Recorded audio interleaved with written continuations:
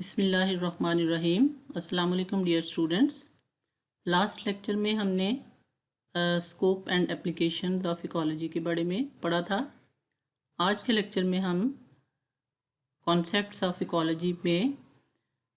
कुछ डेफिनेशन और टर्म्स जो हैं उनको डिस्कस करेंगे, जो हमारे इकोलॉजी के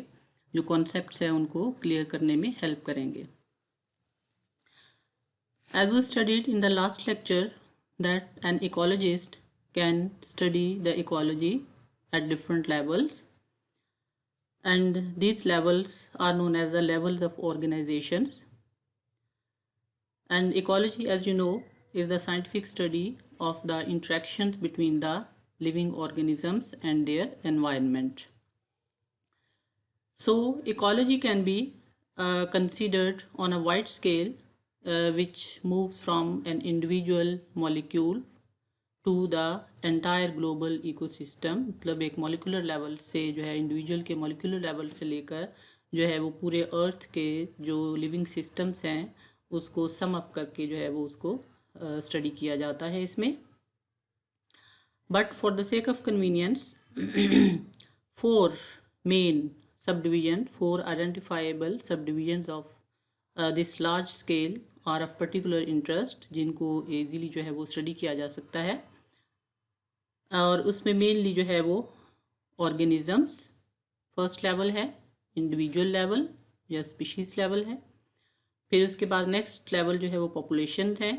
population level पर study किया जा सकता है, community level पर study किया जा सकता है and इकोसिस्टम लेवल पर स्टडी किया जा सकता है। और पूरे अर्थ जो है वो उसके इकोसिस्टम को सम अप करके जो है वो स्टडी किया जा सकता है।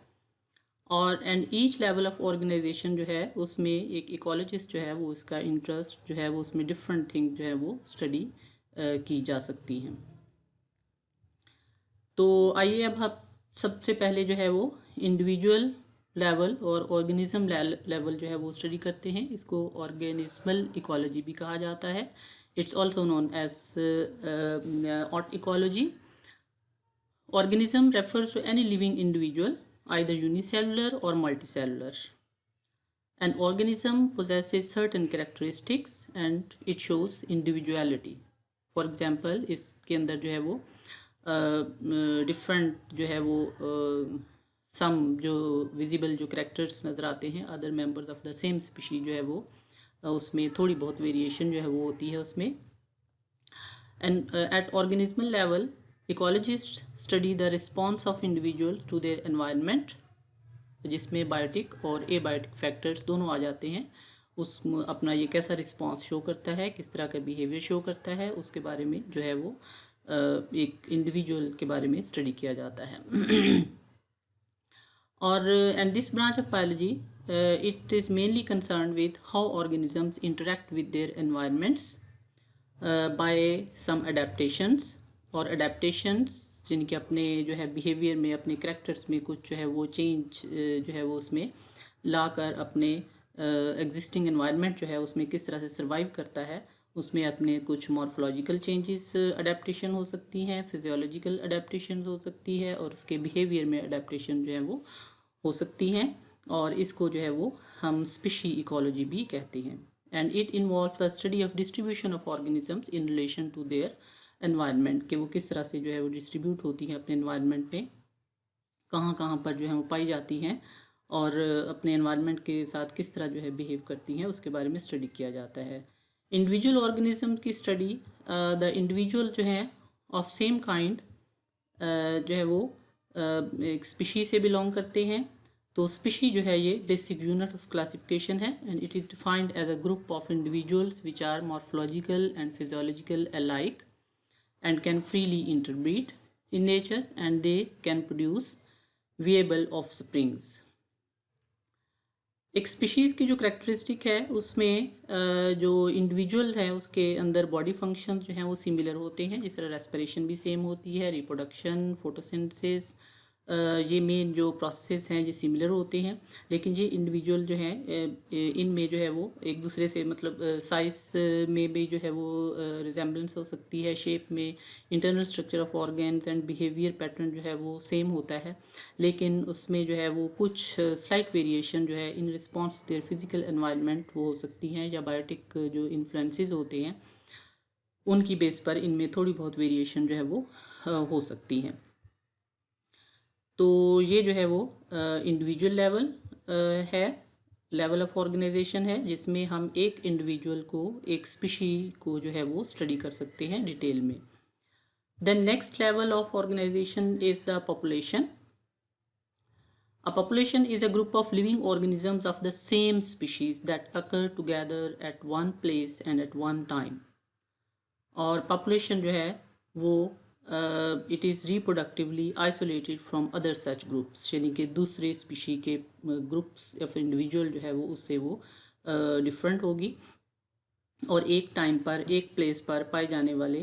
इंडिविजुअल्स के ग्रुप जो है वो सिमिलर स्पीशी, सेम स्पीशी से बिलोंग करने वाले इंडिविजुअल्स के ग्रुप को हम पॉपुलेशन कहते हैं। And it is the higher level of organization than the organism. All populations have characteristic features, इनके कुछ करेक्टरिस्टिक फीचर्स होते हैं। For example as size, density है, डिस्पर्शन है, द वे डिस्पर्शन क्या होता है, the way the individuals of a population are arranged. फिर डेमोग्राफी है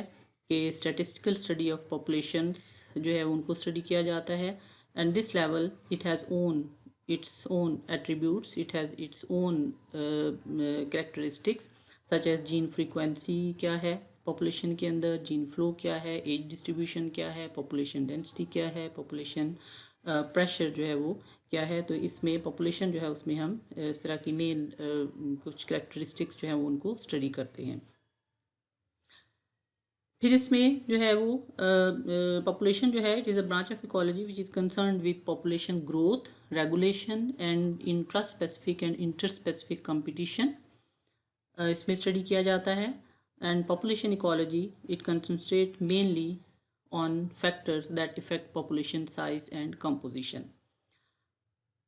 पॉपुलेशन जब हम स्टडी करते हैं तो उसके अंदर बहुत सारे करेक्टरिस्टिक्स जो है वो हम स्टडी कर सकते हैं कि for example when the living organisms of the same species they live together in one place, तो उसमें जो है डिफरेंट टाइप्स के interactions with among themselves, among the individuals and in relation to the environment जो है वो भी develop होते हैं। तो इसमें पॉपुलेशन जो है उसमें जहाँ भी कोई पाई जाती है तो वहाँ पर जो है वो कंपटीशन डेवलप हो सकता है, वो जो है वो among the individuals of the same species जो है वो हो सकता है, और उसके अलावा अपने एनवायरनमेंट से रिलेटेड जो रिसोर्सेज हैं उनसे रिलेटेड भी जो है वो हो सकता है। और इस तरह से इसमें जो है वो इनमें जो है वो डिफरेंट टाइप्स के और कैरेक्टर्स जो हैं वो भी हम स्टडी कर सकते हैं इसमें। तो इसमें जो है जिस तरह से कि इको टाइप क्या होती है, बायो टाइप क्या होती है, फिर इस तरह से डेंसिटी जो है वो स्पीशी जो है वो पॉपुलेशन की जो है वो हम स्टडी कर सकते हैं। फिर इस तरह से जो है वो इसमें जो है वो नैटेलिटी रेट और मोर्टेलिटी रेट जो है वो हम स्टडी कर सकते हैं। तो this level of organization is higher than the organism level, कि जिसमें ज़्यादा करेक्टरिस्टिक्स जो है वो हम स्टडी कर सकते हैं। Then the third main level of organization in the ecology can be studied as community level. Populations of the different species that live together in the same area is called a community, यानी कि जब बहुत different species जो हैं किसी area में जो है वो present हैं, तो उन different species की जो populations हैं वो जो है वो कम्युनिटी फॉर्म करती है। उसमें प्लांट्स भी हैं, उसमें एनिमल्स भी हैं, उनकी डिफरेंट जो है वो स्पीशीज़ हैं प्लांट्स और एनिमल्स की, तो इसको जो है वो हम कम्युनिटी कहेंगे। Ecologist are interested in the process determining their composition and structure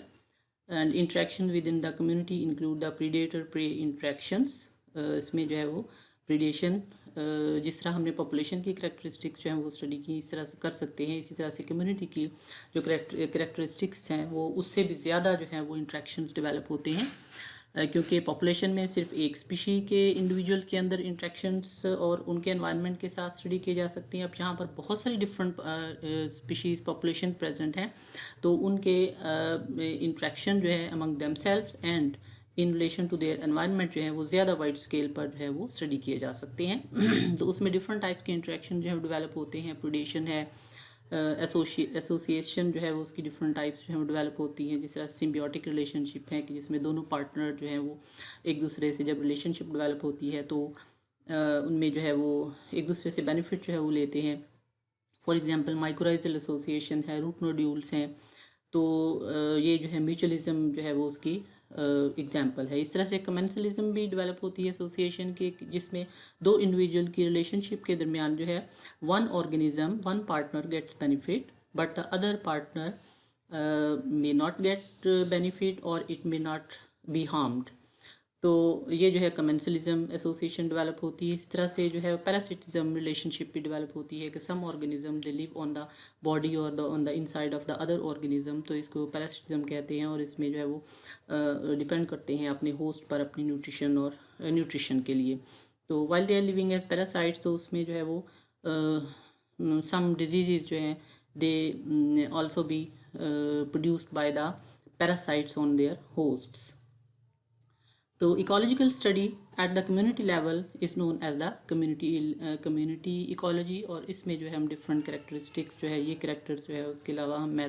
community जो है वो उसको स्टडी करने के डिफरेंट मेथड्स जो हैं वो यूज़ करते हैं, डिफरेंट टेक्निक्स जो हैं वो यूज़ की जाती हैं। उसमें जो है उनकी डिस्ट्रीब्यूशन के लिए, उनके अबंडेंस के लिए, रिलेटिव अबंडेंस, कौन सी स्पीशीज की डेंसिटी जो है वो ज़्यादा है और किस तरह से है, और इसको जो है वो डिफरेंट मेथड जिस तरह से जो है मेन जो टेक्निक्स यूज़ जाती हैं, मेथड्स यूज़ किए जाते हैं, जिसमें जो है वो उनकी एनालिटिकल कैरेक्टरिस्टिक्स और सिंथेटिक कैरेक्टरिस्टिक्स जो डिटरमिन करने के लिए डिफरेंट टेक्निक्स के यूज़ जो की जाती हैं। तो उसमें क्वाड्रेट मेथड यूज़ किया जाता है, फिर जो है वो ट्रांजेक्ट मेथड जो है वो यूज़ किया जाता है, बाइसेक्ट मेथड यूज़ किया जाता है, और भी डिफरेंट टाइप्स के मेथड जो है वो कम्युनिटी की स्टडी के लिए जो है वो यूज़ किए जाते हैं। Then the next level of the organization in ecology जो है that is ecosystem. Ecosystem जो है इसको ecological system भी कहा जाता है। When the community and the non-living environment they function together as an ecosystem, and this term ecosystem was first used by Tinsley in 1935, who defined ecosystem as the living world and its habitat, means the place of living for an organism. तो ecosystem जो है ये एक natural area है जहाँ पर living organism जो है जो कि उस सिस्टम का बायोटिक कंपोनेंट्स जो है वो फॉर्म करते हैं, और फिजिकल एनवायरनमेंट जो एबायोटिक कंपोनेंट्स फॉर्म करते हैं, उनमें इंट्रैक्शन जो है डेवलप होता है, और उसमें जो है वो एक्सचेंज ऑफ मटेरियल होता है, जिसके थ्रू जो है वो फ्लो ऑफ एनर्जी और साइकिलिंग ऑफ मटेरियल जो है it occurs between the biotic and abiotic factors. और इस तरह से उस सिस्टम के अंदर जो है वो एक फंक्शनल स्टेबिलिटी जो है वो आती है। तो इसमें जो बायोटिक फैक्टर्स हैं, बायोटिक जो कंपोनेंट्स हैं, लिविंग ऑर्गेनिज्म हैं, इनको जो है मेनली दो टाइप में डिवाइड किया जा सकता है। प्रोड्यूसर्स हैं एंड कंज्यूमर्स। प्रोड्यूसर्स वो which are autotrophic which can prepare their own food, and जिसमें मेनली जो है वेजिटेशन इनके फ्लोरा आ जाता है किसी भी हैबिटेट का सिस्टम का, कि कितनी जो है वो फूड वो प्रोड्यूस कर रहे हैं अपने लिए। और जो है वो नेक्स्ट लेवल कंज्यूमर्स जो अपनी फूड प्रिपेयर नहीं कर सकते हैं, which are heterotrophic which can not prepare their own food, तो उनके लिए जो है वो फूड की अवेलेबिलिटी भी जो है वो प्रोड्यूसर्स पर जो है वो डिपेंड करती है। तो फिर आगे जो कंज्यूमर्स हैं इनके भी डिफरेंट लेवल्स हैं, primary consumers, secondary consumers, tertiary consumer, और इस तरह से जो है वो एक फूड चेन जो है वो चलती है किसी भी इकोसिस्टम के बीच में, और एक स्टेबल सिस्टम जो है वो डेवलप होता है। और इस तरह से अपने एनवायरनमेंट के जो है वो साथ जो है वो जो प्रोड्यूसर्स फूड प्रोड्यूस करते हैं वो कंज्यूमर्स यूटिलाइज करते हैं, उस दोबारा फिर फूड प्रोड्यूसर्स एंड कंज्यूमर्स जो है वो उनके मटेरियल जो है वो डेथ एंड डिके के बाद जो है वो एनवायरनमेंट के अंदर जो है वो किस तरह से फ्लो करते हैं, एनवायरनमेंट से दोबारा जो है वो किस तरह से जो है वो लिविंग ऑर्गेनिजम्स के अंदर जो है वो सर्कुलेट करते हैं। तो इस तरह से जो है वो एक एनर्जी फ्लो और साइक्लिंग ऑफ मटेरियल का सिस्टम इकोसिस्टम में जो है वो वाइड स्केल पर स्टडी किया जा सकता है। A parallel term often used in the German and Russian literature is biogeokinesis, which means life and earth functioning together. Means कि living organisms और उनका जो environment है, living organisms बायोटिक फैक्टर और अर्थ जो है उसमें एबायोटिक फैक्टर जो है वो उसमें जो है वो इंक्लूडेड है, उनको स्टडी किया जा सकता है. Now, biosphere is the next level of organization, जिसको इकोस्फेयर भी कहा जाता है. और इसमें डिफरेंट इकोसिस्टम जो हैं these are united to form the biosphere, which includes all the living organisms and the physical environment present on the earth.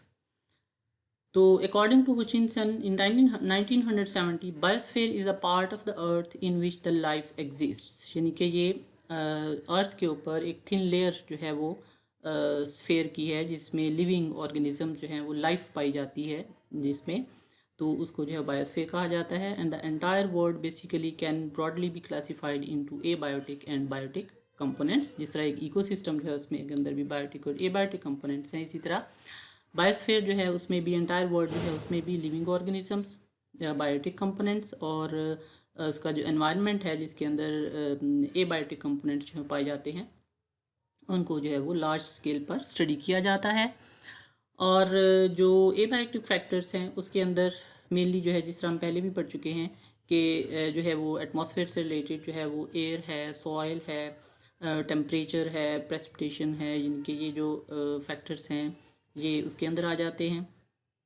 और लिविंग ऑर्गेनिजम्स के अंदर जो है वो animals and plants, flora and fauna जो है वो आ जाते हैं. तो abiotic world is further divided into atmosphere, air, lithosphere, earth, rocks और सेडिमेंट्स उसके अंदर आ जाती हैं, and hydrosphere, water. Thus biosphere जो है हम ये कह सकते हैं कि it is the sum of atmosphere, hydrosphere and lithosphere into which life exists. यानी कि लाइफ जो है इन तीनों जो मेन कंपोनेंट्स हैं इनके अंदर जो है वो प्रेजेंट होती है. Now we can look at this diagram which is showing the ecological hierarchy. means के different levels of जो organization है ecology के अंदर study किए जा सकते हैं, उनको diagrammatically जो है हम यहाँ पर देख सकते हैं. This is the first level, organism level, ऑर्टिकोलॉजी, जिसमें एक इंडिविजुअल जो है उसकी स्टडी किया जा सकता है, डिफरेंट करेक्टर्स उसके स्टडी किए जाते हैं. देन नेक्स्ट लेवल जो है पॉपुलेशन इकोलॉजी है, जिसमें जो है वो एक स्पीशी से बिलोंग करने वाले जो इंडिविजुअल्स का ग्रुप है उनको स्टडी किया जाता है, उनके interactions among themselves and the with their environment जो है वो स्टडी किया जाता है. और उनके पॉपुलेशन के अंदर जो करेक्टरिस्टिक्स पाई जाती हैं, जिस तरह ग्रोथ रेट है, जीन फ्लो है, और इस तरह से जो है वो स्टडी किए जाते हैं करेक्टर्स. और फिर इसके बाद जो है वो नेक्स्ट लेवल जो है मैनी पॉपुलेशन जहाँ पर प्रेजेंट है, एक इकोसिस्टम जो है कम्युनिटी जो इकोलॉजी है उसको हम स्टडी कर सकते हैं कि डिफरेंट पॉपुलेशन जो है जहाँ पर प्लांट्स की भी हैं और जो है वो एनिमल्स की भी जो डिफरेंट जो है वो स्पीशीज़ हैं उनकी पॉपुलेशन जो है प्रेजेंट हैं, तो उनको जो है वो स्टडी किया जाता है, जिसमें उनके interactions among themselves and with their environment उनको स्टडी किया जाता है. देन नेक्स्ट लेवल वो इकोसिस्टम है कि जिसमें जो है वो हम बायोटिक और एबायोटिक जो कंपोनेंट्स हैं उनको उनके इंट्रैक्शन को जो है वो स्टडी करते हैं और किस तरह से जो है वो उनके अंदर फंक्शनल स्टेबिलिटी आती है, एक्सचेंज ऑफ मटेरियल और एनर्जी फ्लो जो है वो किस तरह से होता है. तो ये इकोसिस्टम जो है ये भी डिफरेंट टाइप्स के हो सकते हैं, जिस तरह जो है वो डिपेंडिंग अपॉन देयर कंडीशंस कि जिस तरह जो है फॉरेस्ट इकोसिस्टम है, डेजर्ट इकोसिस्टम है, ग्रासलैंड इकोसिस्टम है, टंड्रा, और इस तरह से डिफरेंट टाइप्स के इकोसिस्टम जो है वो स्टडी किए जा सकते हैं. देन नेक्स्ट लेवल जो है वो लार्जेस्ट जो लेवल है दैट इज़ द बायोस्फीयर, जिसमें अर्थ के ऊपर पाए जाने वाले जो भी लिविंग और नॉन लिविंग कंपोनेंट्स हैं उनको जब हम स्टडी करते हैं लार्ज स्केल पर, तो that is known as the biosphere. और अर्थ के इर्द गिर्द जो थिन लेयर है जहाँ पर लाइफ एग्जिस्ट करती है इसको जो है वो बायोस्फीयर कहा जाता है. Then the biosphere is the largest आप कह लें कि एक लेवल है जिसमें जो है वो लिविंग और नॉन लिविंग कंपोनेंट्स जो हैं वो उनके आपस में इंट्रैक्शन जो है वो उसको स्टडी किया जाता है। तो this is very large field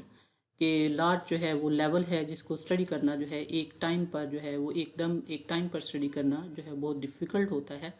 तो इसको जो है वो स्टडी करने के लिए बायोस्फीयर को स्टडी करने के लिए जो है वो इसको डिफरेंट रीजनल लार्ज जो है वो एरियाज़ में जो है वो डिवाइड किया जाता है, जिसको जो है वो बायोम कहा जाता है। कि एक्चुअली ये जो है वो लार्ज रीजनल कम्युनिटी होती है जिसमें फ्लोरा एंड फौना जो है वो पाए जाते हैं, और उसमें बेसिकली जो है प्राइमरीली ये क्लाइमेट की बेस पर जो है डिटरमिन की जाती है। यानी कि बायोस्फीयर जो है उसको मेन लार्जर जो है वो यूनिट्स में जो है वो डिवाइड करके जो है वो स्टडी किया जाता है। तो this we can say that this is the largest ecological unit, और बायोस्फीयर को जो है वो स्टडी करने के लिए बायोम्स में जो है वो डिवाइड किया जा सकता है। This is the major life zone characterized by the dominant plant life and climatic and soil conditions is called a biome. It is the largest ecological unit, और इसमें जो है वो एग्जाम्पल्स जो हैं वो इसमें मेनली जो है वो ट्रॉपिकल रेन फॉरेस्ट हैं, कॉनिफेरस फॉरेस्ट हैं, ग्रासलैंड्स हैं, और इकोलॉजिकल पॉइंट ऑफ व्यू से बायोम की जो स्टडी है इसको जो है वो बायोम इकोलॉजी कहा जाता है। अब हम शॉर्टली जो है वो आगे major biomes of the world जो है उनको हम देखते हैं कि कौन कौन से पाए जाते हैं। तो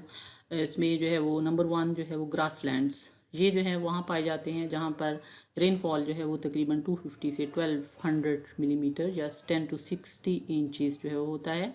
और मेनली इसमें जो है वो 2 टाइप्स के ग्रासलैंड जो है वो होते हैं, पाए जाते हैं बायोम्स हैं। ट्रॉपिकल ग्रासलैंड्स बायोम, जिसमें कि जिसकी एग्जांपल जो है वो सवाना है, और फिर जो है वो टेम्परेट ग्रासलैंड्स हैं जिसकी एग्जांपल जो है वो स्टेपी है, प्रेरीज और पेम्पास हैं। तो अब हम देखते हैं इनको शॉर्टली, इनकी डेफिनेशन के ये जो है वो क्या होते हैं। सवाना जो है ये large flat areas of land होते हैं जहाँ पर ग्रासेस जो हैं वो पाई जाती हैं, लेकिन ट्रीज़ जो है बहुत कम पाए जाते हैं, और ये यूजुअली जो है वो हॉट कंट्रीज़ में पाए जाते हैं, स्पेशली अफ्रीका में जो है ये पाए जाते हैं। इस तरह से स्टेपीज जो हैं these are large areas of the land with grasses but no trees there, और ये जो है वो साउथ यूरोप, रशिया और नॉर्थ एशिया में जो है वो पाए जाते हैं। फिर इस तरह से जो प्रेरी है,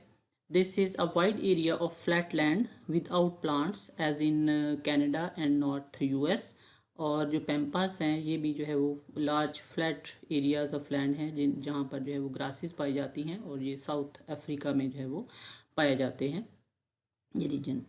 फिर सेकंड टाइप ऑफ जो बायोम है उनको टंड्रा बायोम्स कहा जाता है, और ये लार्ज एरियाज ऑफ लैंड है नॉर्थ एशिया और नॉर्थ अमेरिका और नॉर्थ यूरोप में, जहाँ पर ट्रीज़ जो हैं वो नहीं ग्रो करते हैं, और ग्राउंड जो है वो परमानेंटली फ्रोज़न होती है, और जो है वो फ्यू प्लांट्स जो है वहाँ पर ग्रो करते हैं। जैसे ही जो है वो वंस जो है वो एक दफ़ा यानी कि परमा फ्रॉस्ट कंडीशन वहाँ पर होती है, और वो क्या कंडीशन होती है कि फ्रोज़न जो परमानेंटली फ्रोज़न जो सरफेस होती है वो समर में मेल्ट होती है, लेकिन दोबारा से जो है वो फ्रीज़ हो जाती है। तो यहाँ पर जो है बहुत ही कम जो है वो वेजिटेशन होती है, और ये जो है वो आर्कटिक टंड्रा जो है ये सर्कमपोलर बैंड फॉर्म करता है जो आर्कटिक ओशन और जो है वो पोलर आइस कैप्स जो है वो नॉर्थ की तरफ, और coniferous forest to the south की तरफ जो है वो बैंड जो है वो फॉर्म करता है।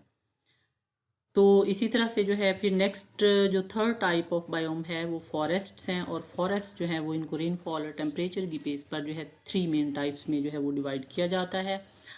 जिसमें जो है वो बोरियल फॉरेस्ट है, और बोरियल फॉरेस्ट जो है वो फॉरेस्ट है जो बहुत ज़्यादा एलिवेशन बहुत ज़्यादा हाइट पर पाए जाते हैं, और वहाँ पर जो है वो रेनफॉल जो है वो भी ज़्यादा होता है, लॉन्ग विंटर्स होते हैं, और इसमें जो है ज़्यादा रेन जो है वो समर सीज़न में जो है वो होती है। फिर इसी तरह से जो है वो टेम्परेट फॉरेस्ट हैं, और टेम्परेट फॉरेस्ट जो है ये लोअर लैटिट्यूड्स पर पाए जाते हैं जहाँ पर जो है वो काफ़ी रेनफॉल जो है वो होता है,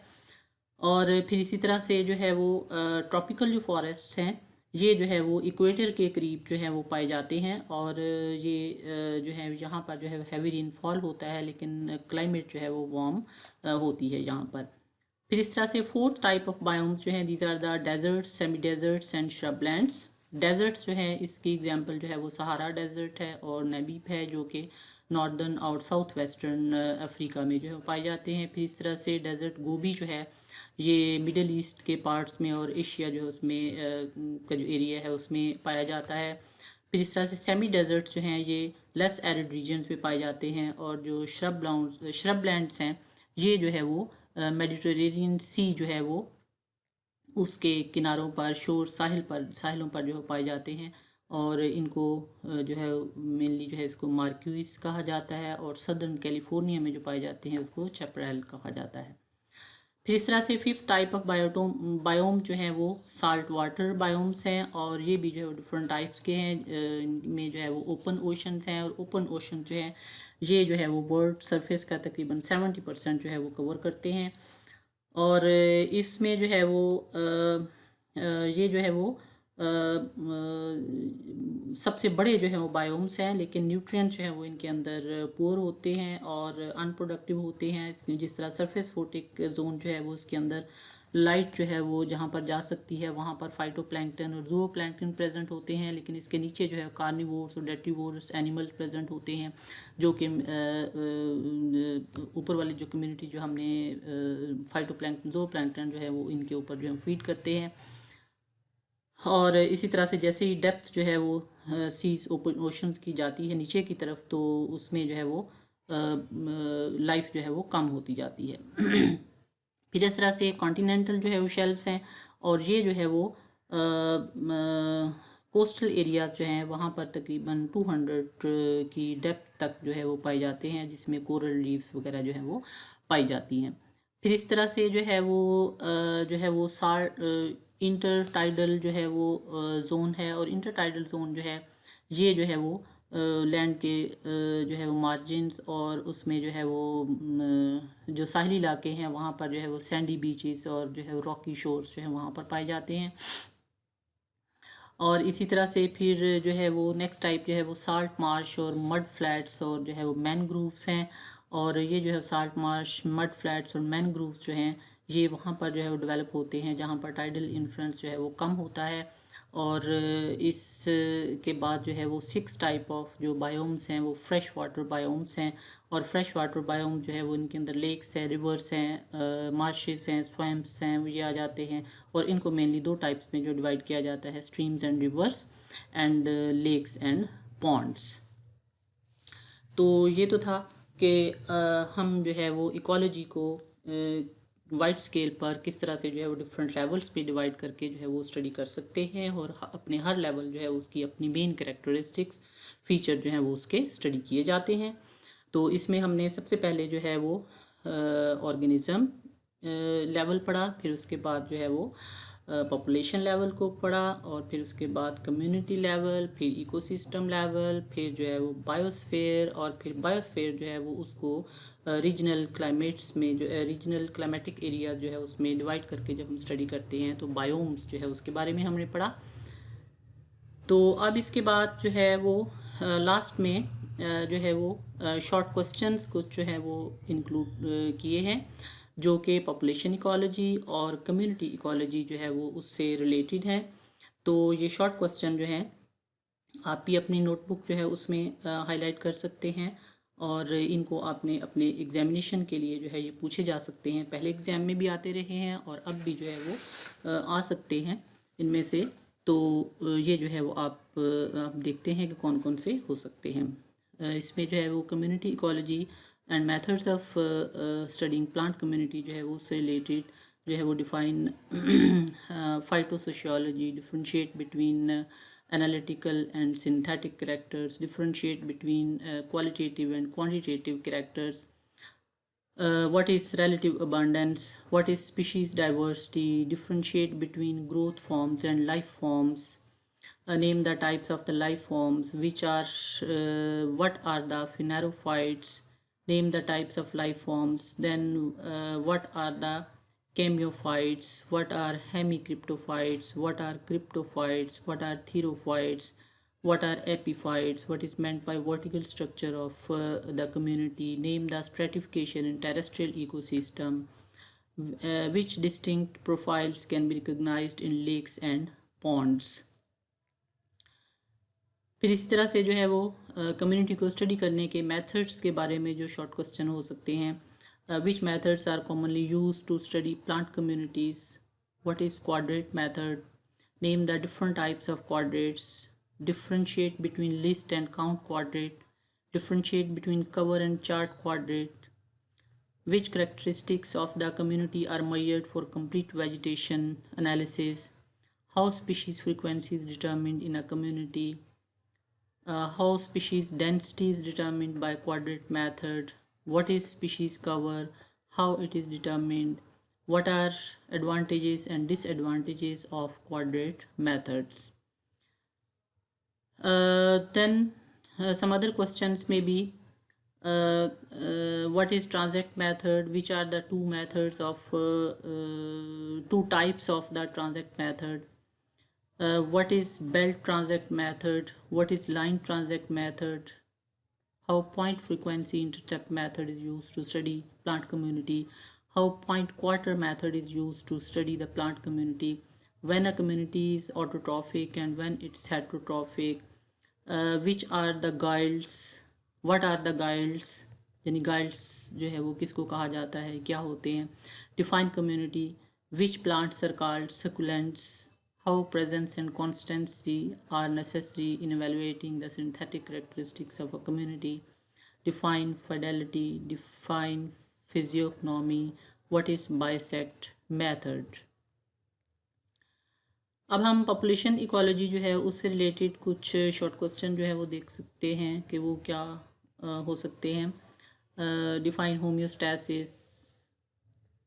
what concept is given in Liebig's law of minimum, what is law of tolerance, differentiate between niche and habitat, differentiate between population and community, give the types of plants on the basis of water supply, what is the difference between ecotype and biotype, define density, name some features of plant populations,